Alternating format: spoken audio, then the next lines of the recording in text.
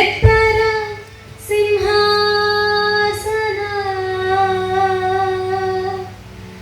ನೆತ್ತರ ಸಿಂಹಾಸನ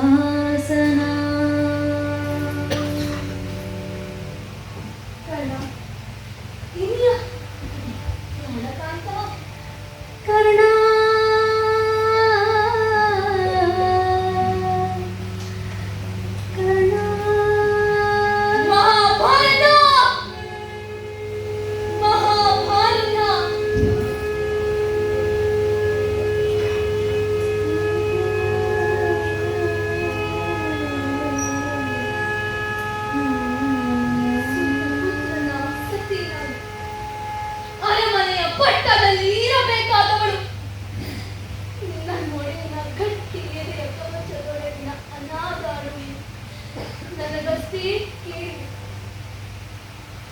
ಗಂಗೆ ಗಂಗೆ ಗಂಗೆ ಗಂಗೆ ಗಂಗೆ ಗಂಗೆ ಗಂಗೆ ಗಂಗೆ ಅದೇ ಗಂಗಾ ತಟದಲ್ಲಿ ತೇಲಿ ಬಿಟ್ಟ ಬೇಡದ ಫಲದಿಂದ ಭಾವನೆಯ ಭವಣಿಯಲ್ಲಿ ಫಲನುವಂತೆ ಮಾಡಿದೆ.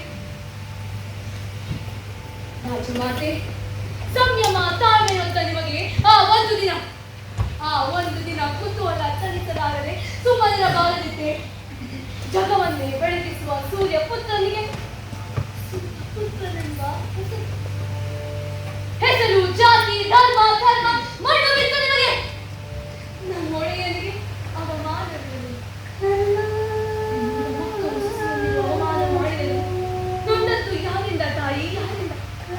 ನೊಂದದ್ದು ನಿನ್ನಿಂದ.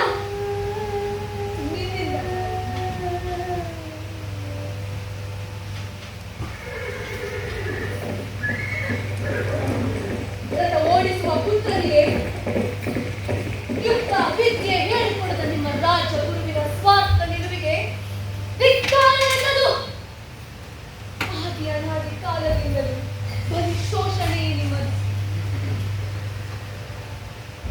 ರಾಜವಂಶ ಕಲಿತರಿದ್ದು ಒಬ್ಬ ಸಾಧಾರಣ ಸೂತ ಪುತ್ರ ಎನ್ನಬಾರದು.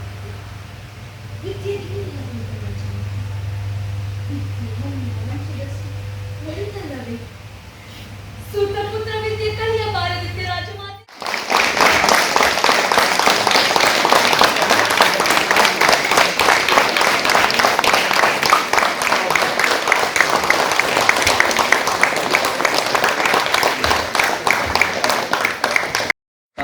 ಮಾಡಲೇಬೇಕು ಸರ್ ಅಂತ ನನಗೆ ಒತ್ತಾಸೆ ಮಾಡಿದ್ದಕ್ಕೆ ನಾನು ಈ ನಾಟಕ ಮಾಡಿದೆ. ಬೇರೆ ಬೇರೆ ಪ್ರಾಜೆಕ್ಟ್ ಇದ್ದರೂ ಕೂಡ ಅವ್ರ ಪ್ರೀತಿಯ ಒತ್ತಾಯಕ್ಕೆ ಮಾಡಿ ಈ ಪ್ರಾಜೆಕ್ಟ್ ಅಂತ ತಗೊಂಡು ಮುಗಿಸ್ಕೊಟ್ಟಿದ್ದೀನಿ. ಸರ್ ಕಾರಣ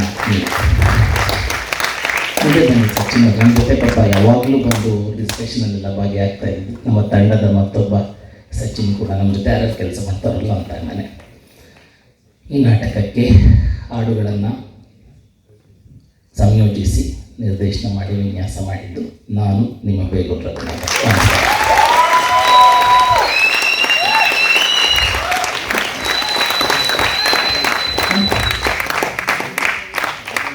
ರವಿ ಬಾಣ.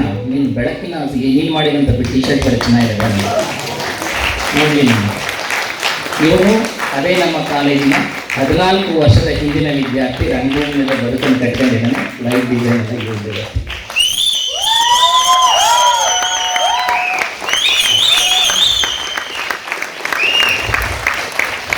Okay, thank you. ಓಕೆ, ದಯವಿಟ್ಟು ಅತಿಥಿಗಳಾಗಿ ಒಂದು ಸ್ಟೇಜ್ ಮೇಲೆ ಬಂದಿದ್ದು ಒಂದು 5 ನಿಮಿಷ ತಗೋತೀನಿ. 2.5 ತಿಂಗಳು ಕಷ್ಟಪಟ್ಟಿದ್ದೀವಿ. 5 ನಿಮಿಷ ನಮ್ಮ ಮಾತು ಕೇಳಿಸ್ಕೊಂಡು ಡೇ ಆ್ಯಂಡ್ ನೈಟ್ ವರ್ಕ್ ಮಾಡಿದ್ದೀವಿ 2.5 ತಿಂಗಳು. ಅತಿಥಿಗಳು ಯಾರಿದ್ರೆ ಎಲ್ಲರೂ ಸ್ಟೇಜ್ ಮೇಲೆ ದಯವಿಟ್ಟು ಮತ್ತೆ ವಿನಂತಿ ಮಾಡ್ತಾ ಇದ್ದೀನಿ ಬರಬೇಕು. ಒಂದು 2 ಮಿನಿಟ್ಸಲ್ಲಿ ಬೇಗ ಮುಗಿಸ್ಬಿಡ್ತೀನಿ ಸರ್. ನಿಮ್ಮದು ಸಚಿನ್ ಮುಗಿದು ನಿಮ್ಮ ಮೈಕ್ ಹಸ್ತಾಂತರ ಮೇಡಮ್. ಸೋಮವಾರ ಜನ ಬರಲ್ಲ ಅಂದ್ಕೊಂಡಿದ್ವಿ, ಬಟ್ ಆದರೂ ಚೆನ್ನಾಗಿ ಬಂದಿದ್ದೀರಾ. ಧನ್ಯವಾದಗಳು ಎಲ್ಲರಿಗೂ. ನೀರಕ ಪುತ್ರ ಶ್ರೀನಿವಾಸ್ ಸರ್ ತುಂಬ ಒಳ್ಳೆಯ ಡೈರೆಕ್ಷನ್ ಕೊಟ್ಟಿದ್ದೀರಾ. ಧನ್ಯವಾದಗಳು ಸರ್. ನಾನು ಕತೆ ಬಂದೆ, ಆದರೆ ಅದು ಇಷ್ಟು ಚೆನ್ನಾಗಿ ನೋಡಿ ಬರ್ಲಿಕ್ಕೆ ಕಾರಣ ನಮ್ಮ ಹುಡುಗಿ ಮತ್ತು ಸರ್ ಮತ್ತು ಅವ್ರ ಸಂಗೀತ. Thank you very much. ಎಲ್ಲರಿಗೂ ಧನ್ಯವಾದಗಳು. Thank you.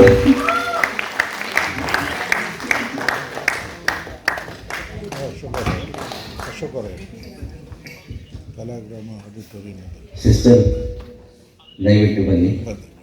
ಮೌಂಟ್ ಕಾರ್ಮೆಲ್ ಕಾಲೇಜಿನ ಆಡಳಿತ ಮಂಡಳಿ ಎಲ್ಲರೂ ಬಂದಿದ್ದೀರಾ, ದಯವಿಟ್ಟು ವೇದಿಕೆ ಮೇಲೆ ಬರಬೇಕು.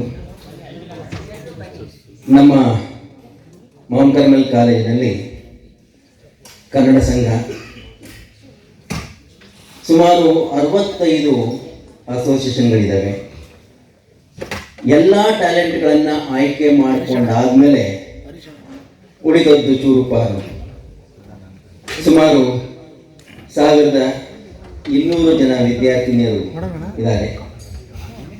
ನನ್ನ ಒಂದು ಆಸೆ ಏನಪ್ಪ ಅಂದರೆ, ಪ್ರತಿ ವರ್ಷ ಈ ಥರದ ವೇದಿಕೆಯ ಮೇಲೆ ಕನ್ನಡದ ಮಕ್ಕಳು ಬರಬೇಕು ಅನ್ನತಕ್ಕಂಥದ್ದು.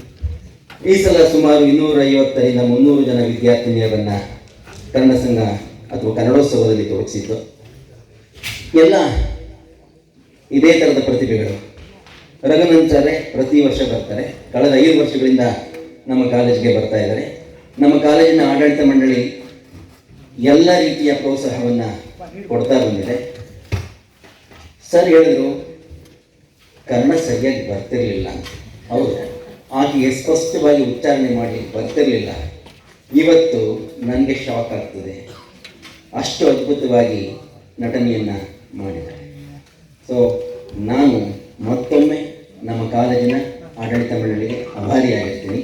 ಯಾಕೆಂದರೆ ಪ್ರತಿ ಸಲ ಈ ಥರದ ಮಕ್ಕಳು ಬರ್ತಾನೆ ಇರ್ತಾರೆ. ಅವರು ಸರ್ ಹೇಳಿದ್ರು ಅವ್ರದ್ದು ರೀತಿ ಬೇರೆ. ಆದರೆ ನಮ್ಮ ಇಲ್ಲಿವರೆಗೆ ನಮ್ಮದು ಕಾಲೇಜು ಹೆಣ್ಮಕ್ಳ ಕಾಲೇಜು. ಅನೇಕ ನಟಿಯರು, ನೀವು ಯಾವುದೇ ಟಿ ವಿ ಸೀರಿಯಲ್ ನೋಡಿ, ಯಾವುದೇ ಸಿನಿಮಾ ನೋಡಿ, ಈಗ ಬಂದಿರ್ತಕ್ಕಂಥ ಕಾಂತಾರ ಚಾಪ್ಟರ್ 1 ಅದರಲ್ಲಿ ರುಕ್ಮಿಣಿ ವಸಂತ ಅನ್ನತಕ್ಕಂಥ ಹೆಣ್ಮಗಳು ಹೀರೋಯಿನ್, ಆಕೆನೂ ಮೌಂಟ್ ಕಾರ್ಮೆಲ್ ಕಾಲೇಜಿನ ಹೆಣ್ಮಗಳೇ. ಸೊ ಹೀಗಾಗಿ ನಮ್ಮ ಕಾಲೇಜು ಎಷ್ಟು ಸಾಧ್ಯವನೋ ಅಷ್ಟು ಭಾಳ ಉದಾರವಾಗಿ ಈ ಸಾಂಸ್ಕೃತಿಕ ಲೋಕಕ್ಕೆ ಕೊಡುಗೆಯನ್ನು ಕೊಡ್ತಾ ಬಂದಿದೆ. ಸಿಸ್ಟರ್, ಆಡಳಿತ ಮಂಡಳಿ ಎಲ್ಲರ ಪರವಾಗಿ ಇಲ್ಲಿ ಸಿಸ್ಟರ್ಗೆ ನನ್ನ ನಮಸ್ಕಾರವನ್ನು, ಈ ವಿಷಯದಲ್ಲಿ ನಾನು ಧನ್ಯವಾದಗಳನ್ನು ಅರ್ಪಿಸ್ತೇನೆ. ಆಮೇಲೆ ನಾನು ಜಾಸ್ತಿ ಸಮಯ ತೆಗೆದುಕೊಳ್ಳೋದಿಲ್ಲ, ನಾಟಕದ ಬಗ್ಗೆ ತುಂಬ ಮಾತಾಡೋದಿದೆ. ದೈತ್ಯ ಪ್ರತಿಭೆ ರಘುನಂದನ್ ಕೈಗೆ ಸಿಕ್ಬಿಟ್ರೆ ಅವರು ಏನಾದರೂ ಒಂದು ಮಿರಾಕಲ್ ಮಾಡಿಬಿಡ್ತಾರೆ. ನನಗೆ ಯಾವಾಗಲೂ ಅವ್ರು ಕಂಡ್ರೆ ಹೊಟ್ಟೆ ಕಿಚ್ಚು. ಹೋಗಿ ಏನೋ ಬರ್ಕೊಂಡು ಬಂದ್ರಿ ಅಂತಂದರೆ ಕೂತ್ಕೊಂಡು ಅಲ್ಲಿ ಬಂದು ರಿಹರ್ಸಲ್ ಮಾಡೋಕ್ಕೆ ಅಲ್ಲಿ ಕೂತ್ಕೊಂಡು ಅಲ್ಲಿ ಪದ್ಯ ಕಟ್ತಾರೆ. ಇನ್ನೂ ಗರ್ಭ ನಾಟಕ ನಮಗೆ ಬರ್ಕೊಡ್ಲಿಲ್ಲ.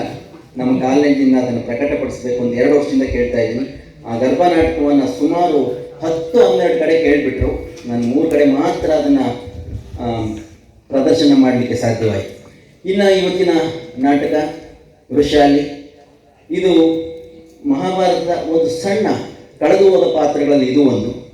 ಇದನ್ನು ತೆಗೆದುಕೊಂಡು ಆಧುನಿಕ ಸಮಸ್ಯೆಗಳನ್ನು ಸೇರಿಸಿ ಈ ನಾಟಕವನ್ನು ಹೆಣೆದಿರ್ತಕ್ಕಂಥ ನಾಟಕಕಾರ್ತಿಯವರಿಗೆ ನನ್ನ ಅಭಿನಂದನೆಗಳನ್ನು ಸಲ್ಲಿಸ್ತೇನೆ. ಇಲ್ಲಿ ಬಹಳ ಅದ್ಭುತ ಅಂತಂದರೆ, ವೃಷಾಲಿ ಮತ್ತು ಸುಪ್ರಿಯಾ ಕರ್ಣನಿಗೆ ಇಬ್ಬರು ಹೆಂಡತಿಯರು. ಆಮೇಲೆ ಜನಪದ ಕಥೆಗಳಲ್ಲಿ ಅಲ್ಲಿ ಇಲ್ಲಿ ಬೇಕಷ್ಟು ಆಗ್ತದೆ. ಮೂಲ ಮಹಾಭಾರತದಲ್ಲಿ ವೃಷಾಲಿ ಬರೀ ಮಾತಿನಲ್ಲಿ ಬಂದು ಹೋಗ್ತಾಳೆ. ಜೈಮಿನಿ ಭಾರತದಲ್ಲಿ ಸ್ವಲ್ಪ ಬರುತ್ತೆ. ಆಮೇಲೆ ಜನಪದ ಕಾವ್ಯಗಳಲ್ಲಿ ಆಕೆ ತನ್ನ ಅಸ್ತಿತ್ವವನ್ನು ಪಡ್ಕೊಳ್ತಾ ಹೋಗ್ತಾಳೆ. ಮರಾಠಿಯಲ್ಲಿ ಅನೇಕ ಕಾದಂಬರಿಗಳು ವೃಷಾಲಿ ಹೆಸರಿನಲ್ಲಿ ಅಥವಾ ಅವಳ ಒಂದು ವ್ಯಕ್ತಿತ್ವವನ್ನು ಆಧಾರವಾಗಿ ಇಟ್ಕೊಂಡು ಕಾದಂಬರಿಗಳು ಬಂದಿವೆ. ಪದ್ಮಶ್ರೀ ಮೇಡಮ್ಮು ಎಷ್ಟೋ ತಗೊಂಡಿದ್ದಾರೋ ಗೊತ್ತಿಲ್ಲ, ಒಂದು ಅದ್ಭುತವಾಗಿ ಇವತ್ತಿನ ಇದಕ್ಕೆ ತಕ್ಕ ಹಾಗೆ ಏಕೆಂದರೆ ಅಲ್ಲಿ ವೃಷಾಲಿ ಸತಿ ಹೋಗ್ತಾಳೆ, ಸಹಗಮನ ಮಾಡ್ತಾಳೆ. ಇವತ್ತಿಗೆ ಸತಿ ಸಹಗಮನ ಸಲ್ಲದು ಅಂತಕ್ಕಂತಹ ಒಂದು ಇದನ್ನು ಕೊಟ್ಟಿದ್ದಾರಲ್ಲ, ಭಾಳ ಸೊಗಸಾಗಿ ನೋಡಿ ಬಂದಿದೆ. ಆಮೇಲೆ ಮಕ್ಕಳನ್ನು ಬಿಡಬೇಡಿ, ಅನಾಥರನ್ನಾಗಿಸಬೇಡಿ, ಬೀದಿಗೆ ಎಸಿಬೇಡಿ. ಇವತ್ತು ಬೇಕಾಗಿದೆ ಬೆಂಗಳೂರಿನಲ್ಲಿ ನನಗೆ ಗೊತ್ತಿರೋ ಹಾಗೆ ಒಂದು ಚರಂಡಿನಲ್ಲಿ ಆಗತಾನೆ ಎತ್ತಂಥ ಮಗು, ಜಯನಗರದ ಗೌರ್ಮೆಂಟ್ ಹಾಸ್ಪಿಟಲ್ ಎದುರುಗಡೆ ಒಂದು ಮಗುವನ್ನು ಚರಂಡಿನ ಹಾಕ್ಬಿಟ್ಟಿದ್ರು. ಅದು ಅಳ್ತಾ ಇರೋದನ್ನು ಯಾರೋ ನೋಡಿ ಎತ್ಕೊಂಡು ಬಂದು. ಈ ಥರ ಮಕ್ಕಳನ್ನು ಹಾಕಿಬಿಟ್ರೆ ಎಲ್ಲೋ ಹೇಗೋ ಬೆಳೀತಕ್ಕಂಥ ಮಕ್ಕಳು ಇನ್ನೂ ಅರಳುವ ಮುನ್ನವೇ ಅವರು ಚಿವುಟೋದು ಎಷ್ಟು ಕಷ್ಟ ಆಗುತ್ತೆ. ಎಷ್ಟು ನೋವನ್ನು ಅನುಭವಿಸ್ತೇವೆ ಅದನ್ನೆಲ್ಲ ಈ ನಾಟಕದಲ್ಲಿ ತಂದಿರೋದು ಬಹಳ ಖುಷಿಯ ವಿಚಾರ. ಜನರಿಗೆ ಒಂದು ಸಂದೇಶವನ್ನು ಆ ಮೂಲಕ ನೀಡಿದ್ದಾರೆ.